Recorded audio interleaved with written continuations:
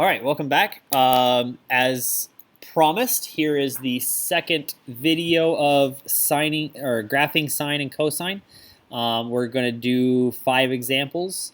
Hopefully it shouldn't take us too long, but we're going to go through kind of piece by piece here.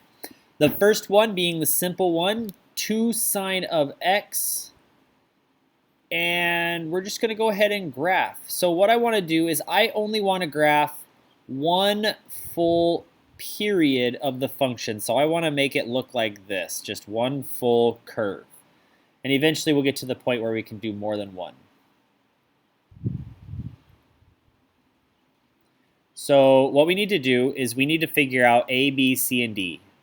We know A is 2, B is 1, C is 0, and D is 0. A is the number in front of sine, B is the number in front of the x, C is if there's any plus or minus by the x, and D is if there's any plus or minus on the outside.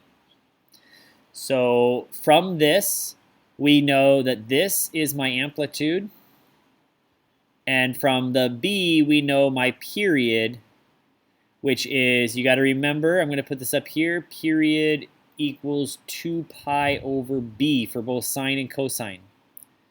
Period is 2 pi over b, b is 1, so my period is 2 pi. So what I kind of want to do is I want to show you how my method works. And I know since there's no phase shift, no vertical shift, none of that, I'm going to center everything on the x-axis here. So this is my x-axis, obviously. This is my y-axis. My amplitude is 2, so I need to go up to 2 and down to -2 from my center line. You can put in the 1s if you want. My period is 2 pi with no phase shift, which means I'm going to start at 0 and end 2 pi away.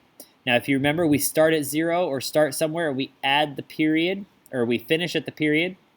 We go to half the period. Half of 2 pi is pi. And we go to the quarter of the period. The quarter of the period here is pi halves, and the other quarter is 3 pi halves. So that right there is probably one of the hardest things that you guys will end up having to do, is to graph or to create your axes. The x and the y, axes, plural for axis. Now, I'm going to do this in my method, so kind of follow along here. I'll do the second way as well. I'm going to say, okay, this is a sine function. I know normally sine starts at 0, 0. Since there's no phase shift and no vertical shift, I start at 0, 0. Now, if you follow along in my method, I said I start at 0, 0, and I have to end one full period away at the same spot. And then I also know for sine, sine goes up, middle, down, middle. So that means sine is going to cross at the halfway. It's going to be at amplitude at the quarter and the other amplitude at the other corner. From that, I'm going to do my best to make a solid, smooth curve like so. And there we have sine of x, or 2 sine of x actually. If I was to do this in the other method, you'll notice that this comes out exactly the same. If I get rid of my extra dots here.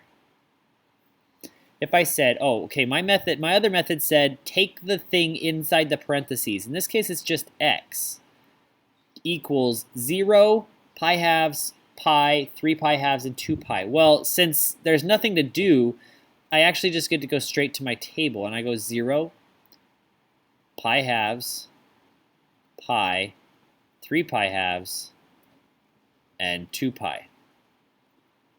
And I just plug those numbers in. Sine of 0 is 0, times 2 is 0. Sine of pi halves is 1, times 2 is 1. Sine of pi is 0 times 2 is 0. Sine of 3 pi halves is -1 times 2 is -2. And continue that, sine of 2 pi is 0 times 2 is 0. And again, I get those points again. I get to 0, 0, pi halves, comma 2, pi, comma 0, 3 pi halves, comma -2, and 2 pi halves, or 2 pi, comma 0.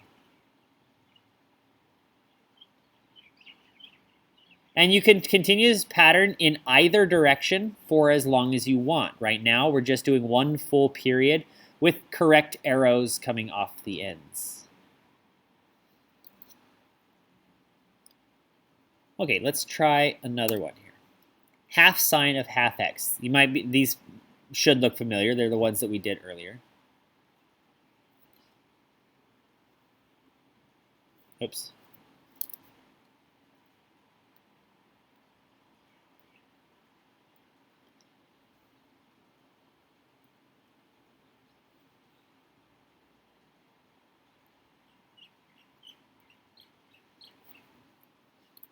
Okay, I just set up my axes.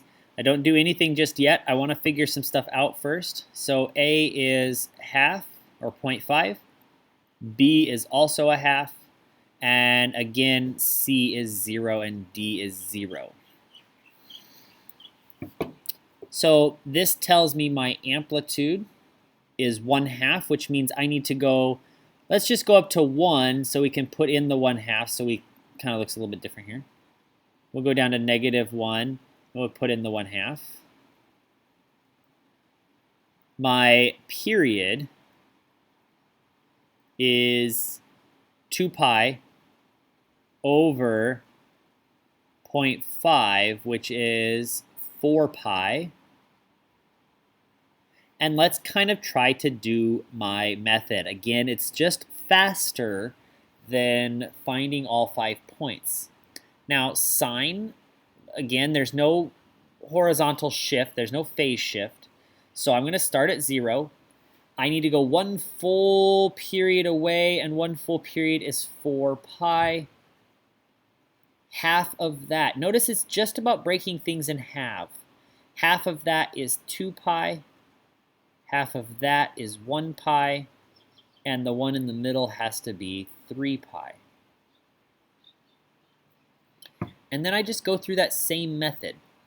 I go, okay, sine normally starts at 0, 0. There's no horizontal shift, no vertical shift, so I start at 0, 0. I end 4 pi away. My halfway is in the middle again. I go up in the middle there and down to the middle there. And I get some nice curves going on. Okay. What I want to kind of do for this particular problem, though, is what if this was negative 0.5 sine of 0.5x? Because we can do this. We can just kind of change this a little bit. Nothing changes for A, B, C, and D. Only case is now my amplitude is technically negative. But none of my things change over here. But since it's now negative, instead of going up, I'm going to go down instead. So I'm still going to start at 0, 0. I'm still going to finish at 4 pi. I'm still going to be in the middle here. The difference now is instead of going up to half, I have to go down to -half, back to 0, and then up to +half. So this is how that negative changes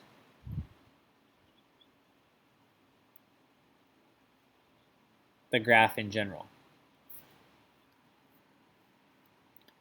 Okay, moving forward. Cosine now. So cosine of x minus pi plus 2. So you notice now there's some vertical shifting going on and some horizontal shifting going on.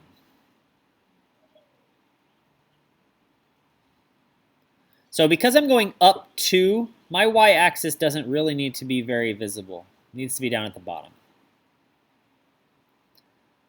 Okay, A, oops, I don't want green here, is 1. B is 1, C is pi, D is 2. So this is an up 2 units.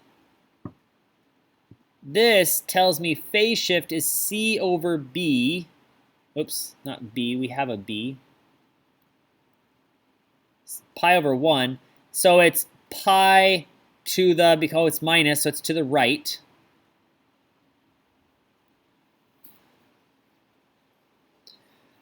The B here tells me my period is 2 pi over 1. Well, that's just 2 pi. And my amplitude is 1. Now, here's what I have people do for this particular graph.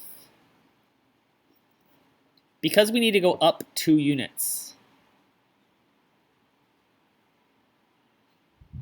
we call that 2. What I do is I have people draw in a little dashed line that's not technically there, but it's a guide because I call this my new x-axis. Meaning everything is based off of this line, not my x-axis down below. Then my amplitude is 1, so I need to go up 1 and down 1 from 2. So my entire graph goes between 1 and 3 here. Okay, so here's the rest of it. I need to go pi to the right. So I'm going to say that little distance there is pi, which means that distance is pi, and that distance is pi. So that's 2 pi, and that's 3 pi. And if you want to, you can put on a 4 pi. We're not going to need it, though. 1 full period is 2 pi. Well, this distance between pi and 3 pi is 2 pi. Notice I've shifted to the right pi units, and I've gone 2 pi away. So this has now created my x and y axes and gives me enough information to graph. So let's change colors. And we're going to go ahead and do this. All right, so this is cosine on my axis. So be careful here. On my axis. Cosine, first of all, normally starts up. But the thing is, I need to shift to the right pi units. So I'm going to start right there. Now, cosine does this. From this starting point, it goes down, up, and stops at the same spot, 2 pi, or 1 full period away. Halfway between is the bottom of my valley. And then if we put our halfways in there, we get this. Now be careful when you draw this. This is not a V shape. There are no straight lines here. This is, to the best of your ability, a curved line. Oops, that was kind of ugly. And here's where I get a little bit kind of picky. I'm starting.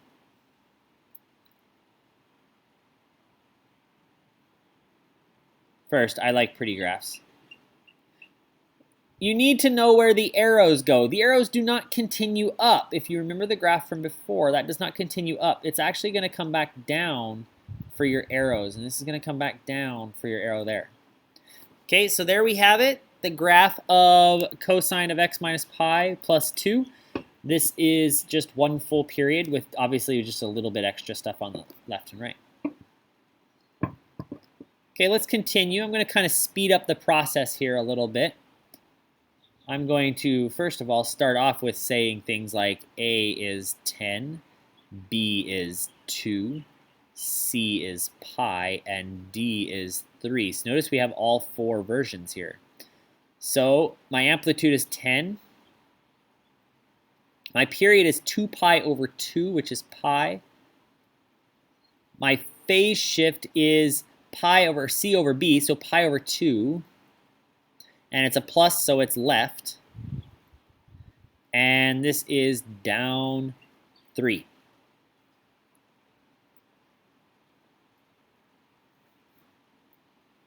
So down 3 means I need a x-axis way up here somewhere. And left pi halves means I need a little bit on the left and the right of my y-axis. So I need to have at least a pi halves here.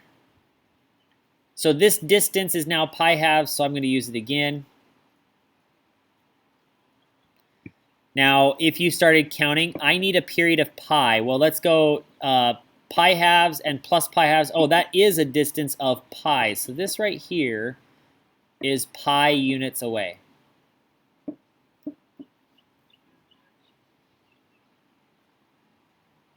Ooh, I did not think when I was making my graph. Let's kind of, that's fine. I'll explain what I'm talking about here.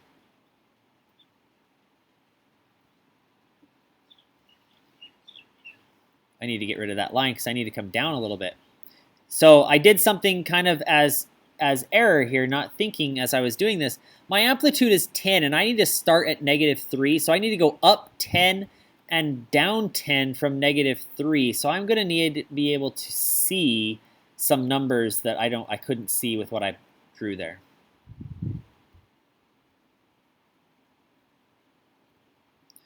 So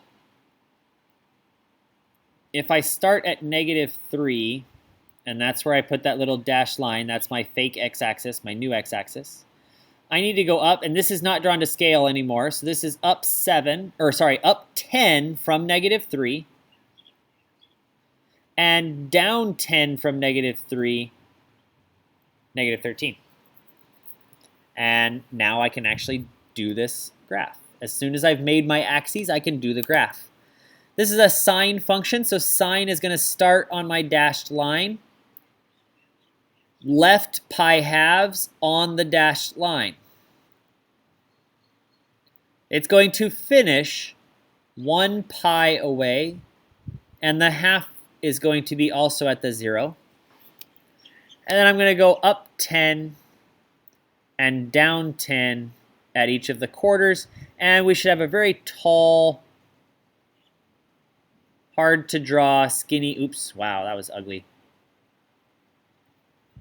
So I'm not very good at this on the computer, obviously. I'm much better on a whiteboard or a piece of paper. And most of you guys will not be very good to begin with, but that's why we practice. Okay, I'm going to kind of leave it there with these 4 that we just did. And I really want us practicing a lot of these graphs.